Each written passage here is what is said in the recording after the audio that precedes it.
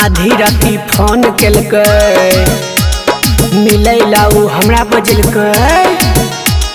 गमछा पर से पटिया के नीचे उ बिछाई देलकै। ओकरा बाद हो भुइया लेटा के बहुत कुछ केलकै। हाय दैया हाँ हाँ हाँ सुतलकै जब मकई के खेत में, रह गेलै पेट में। मजा एलै हमरो लेट देट में, रह गेलै पेट में। सुतलकै जब मकई के खेत में, रह गेलै पेट में। हमरा तो भेलै बड़ी कष्ट गे, नाइट रहै हमर फर्स्ट गे। रहै यार ओइमे मस्त गे, कहै करू बेबी ट्रस्ट गे। कनिए कनिक भीतर दर्द भेलै, ओस रह गिरत हमरा सरद भेलै। सरद भेलै सखी सरद भेलै। हाँ हाँ हाँ सुतलकै जब मकई के खेत में, रह गेलै पेट में। मजा एलै हमरो लेट देट में, रह गेलै पेट में।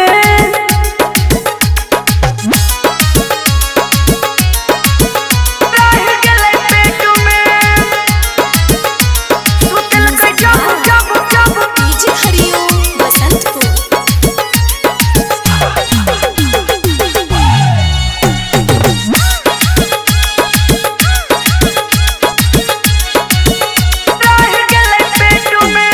पहिले उ दुनू फुलौना फच केलकै, कोरा में लके उ खूबे हच केलकै। गे सखी पहिले उ दुनू फुलौना फच केलकै, कोरा में लके उ खूबे हच केलकै। नजर से नजर मिललकै जब, ओठ से ओठ काटलकै तब।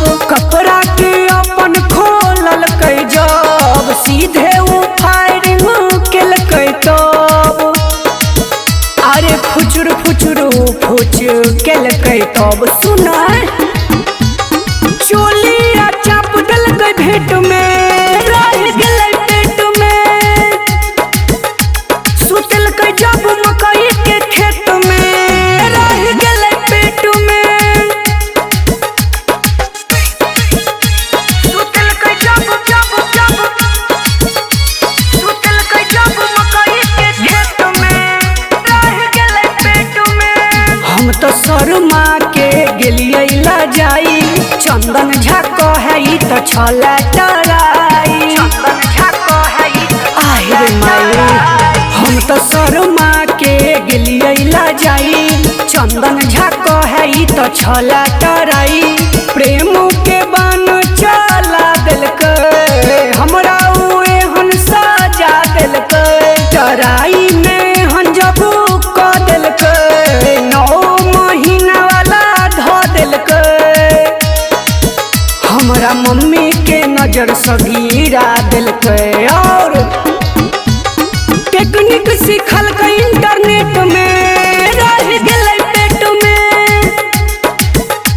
सुतलकै जब मकई के खेत में, रह गेलै पेट में।